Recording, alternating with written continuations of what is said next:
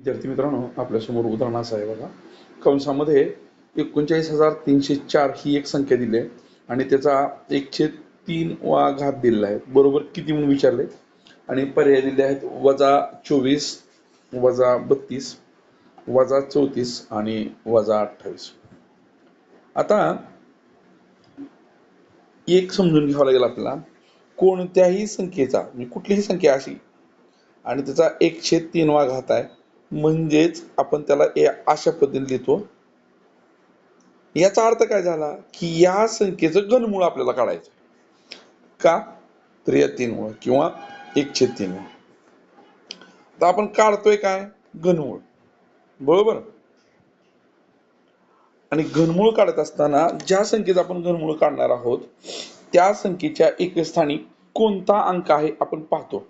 जर त्या संख्येच्या एकक स्थानी 8 असेल तर घनमुळाच्या एकक स्थानी 2 असतं. जर घनसंख्येच्या एकक स्थानी 4 असेल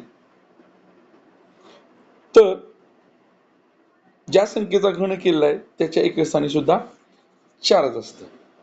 मग आता आपल्याला दिलेली संख्या बघा, एकक स्थानी 4 आहे, म्हणजे आपलं उत्तर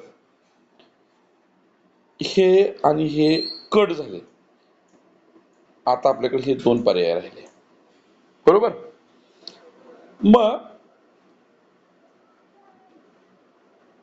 आपल्याला 39,304 ते पण ऋण आहे. या संख्येचं घनमूळ काढत असताना काय करावं लागेल बघा, एकच स्थानापासून 3-3चे गट पाडावे लागतील. म्हणजे 3-3चा गट पडल्यानंतर हा एक गट झाला आणि दुसरा -39चा गट झाला आणि 304चा गट झाला.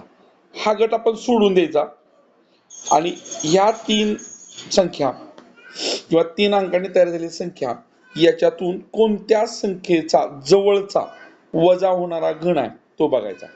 1चा घन 1 आहे, 2चा घन 8 आहे, 3चा घन 27 आहे आणि 4चा घन 64 आहे.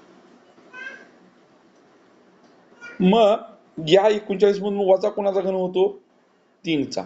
म्हणजे आता आपल्याला एकक स्थानचा अंक आपण निश्चित केला होता 4 आणि दशक स्थानचा अंक आपण निश्चित करतोय.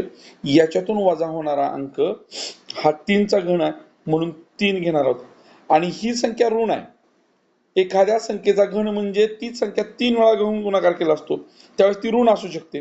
म्हणजे ह्या संख्येच्या पुढे ऋण चिन्ह असणार आहे आणि मग उत्तर काय येणार बघा आपलं, -34. अशा पद्धतीने